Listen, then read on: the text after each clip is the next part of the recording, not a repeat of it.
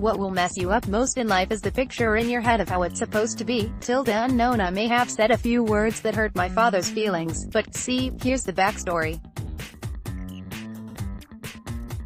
I'm 34 years old, and I started having a relationship with my biological father at age 21. During my childhood years I would see him every now and then, even though he lived less than 3 miles away from my home. I don't have any memories of being with my dad for birthdays, holidays, family vacations, or even just hanging out watching TV at home. When I was 21, my father called and said, "Hey, I'm outside your house." I went outside and he said, "Your mom told me you just had another baby." I said, "Yes, I did."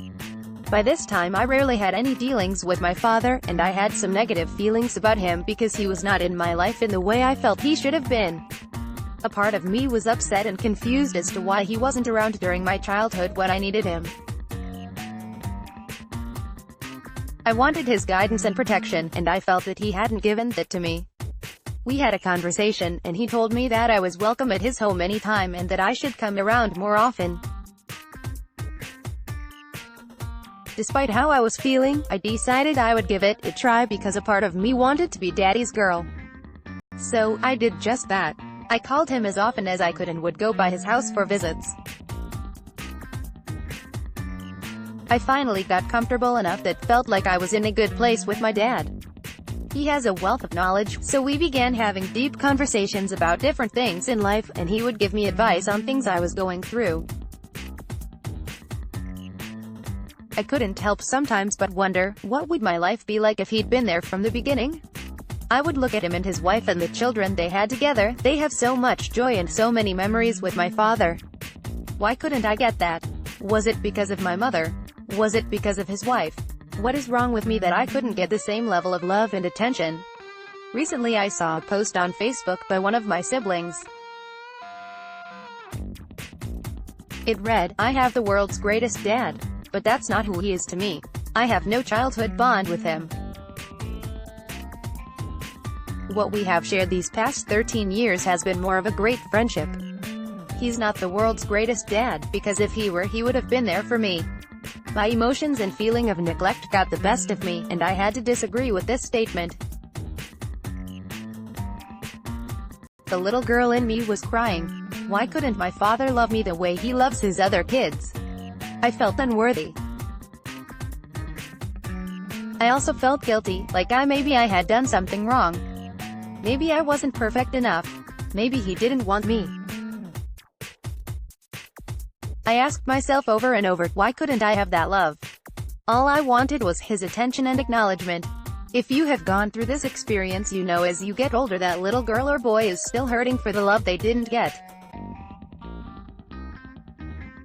That pain often shows up as anger and resentment toward your parents. The feelings I felt as a child followed me into my adulthood. I was insecure as a person and followed the crowd. I had a hard time trusting people to show up for me. I couldn't get my own father to be there for me, so why would anyone else? Since I felt unworthy of being loved by my father, I developed low self-esteem. Like a drop in the water, this caused a ripple effect. I ended up forming relationships with men who were just like the picture of my father. They would abandon me, and once again I'd feel unworthy of love. In order to stop this ripple effect from controlling my life, I had to acknowledge that little girl inside me. I had to let her know that I heard her, and I felt her pain. So I started journaling about my feelings. I took that energy out of my body and left it on the paper. I also had to have tough conversations with my parents. This was hard because it meant everyone needed to take accountability for their part in this situation, myself included. That meant releasing the expectations I'd placed on my father, which I'd never communicated to him. I recognized that I'd wanted him to be something he wasn't. I wanted to change him, but I realized that I can't control or change anyone but myself. This is the part where I hurt my father's feelings. I needed to have this conversation with my father and get these feelings off my chest. I knew there was a possibility he wouldn't understand, because he may have felt justified in his absence. But I also knew the pain I was feeling was not my fault. I called him, and I stated, "Dad, I feel like we are really good friends, but I don't feel like you were my dad.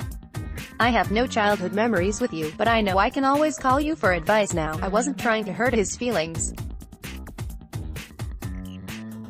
I wanted to explain my feelings, based on my experience and my perception. I didn't really know why he wasn't around during my childhood, I just knew I didn't get my dad. He responded with, "It sounds like you're saying I'm a failure." I said, "No, I'm just sharing how I feel." I took a few days to think about this conversation because it was tough for the both of us.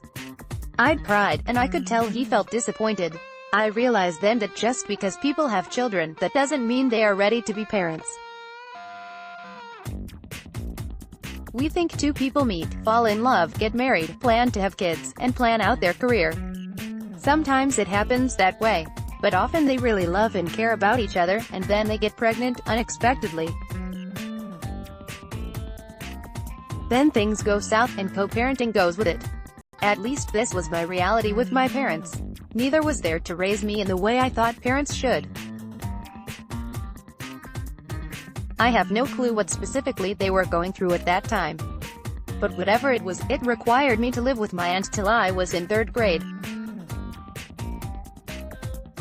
My aha moment: a mother and father give you life, but that doesn't mean they will be the ones who raise you.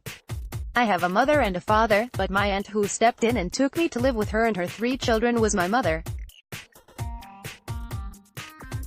My dad, who was my uncle, picked me up almost every weekend and promised to protect me from all danger. I had another dad, who just happened to be my grandfather. He provided for me like a father would. When I eventually went to live with my mother, her boyfriend at the time treated me like his own daughter.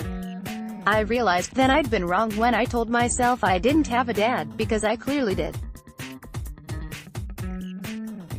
Plenty of people had stepped in as father figures even though they had no obligation to do so. They created those birthdays, holidays, vacations, and just hanging out at the house type memories that I was looking for from my father. I was blinding myself to my blessings and holding my parents to an expectation that they were never going to be able to fulfill. As a child, I wasn't able to look at them for who they truly are or accept them with the good and bad. As an adult, I focused so much on what I was lacking in my relationships with them that I couldn't see what I'd had in other people all along. I know now that I want to lead my life with love. That means accepting people for who they are and how they are, not what I would like them to be. Though the pain I felt when it came to my father was not my fault, my healing was my responsibility. As an adult, I'm now capable of taking responsibility for my life decisions in a way I wasn't as a child. I had to take my power back and stop letting my pain control me. I told my father, "I'm not trying to hurt you. Things just are the way they are. It's not good or bad, this is just our experience. Having you as a friend is better than having nothing at all." I now call my dad often, because I know it's difficult to find good friends. I'm happy to say that I have found one in my father. I think I'd just been caught up in the personal emotions and attachments to the people who gave birth to me and expected them to be X, Y, and Z. As a result, I caused myself a lot of unnecessary pain and suffering. I had to forgive both my parents and myself for holding on to these expectations. If we can let go of expectations and focus on appreciating the people who are there for us, we can find healing in the painful truth. I think this is the key to finding peace with things that have hurt us. We have a picture in our minds that doesn't match up with our reality. When this happens, we may feel disappointed and close ourselves off to other perspectives. Like me, you may not have had the relationship you wanted with your parents, but perhaps foster parents, aunts, uncles, brothers, or friends stepped into your life and become that dad or mom when they had no obligation to do so. To those people in my life, I say thank you. It's hard to see, at first, just how much you've done. As a child, our pain can blind us from the love we are given. Because of your love, people like me can stop and say, I did have mom or dad. This insight doesn't only apply to parents. Have you ever held someone to certain expectations, just because of who they are to you? Like a husband or wife, mother or father, brother or sister, aunt or uncle, grandparents, best friend, boss, coworker, etc. At times, we expect people to fill certain roles just because of their label. Some expectations are reasonable and healthy, but can you perhaps release some and replace them with a gratitude? This is in no way excuses anyone's behavior or the pain they may have caused you. This is a step toward acceptance. Accepting people in their truth even when we don't agree. This is taking back our power.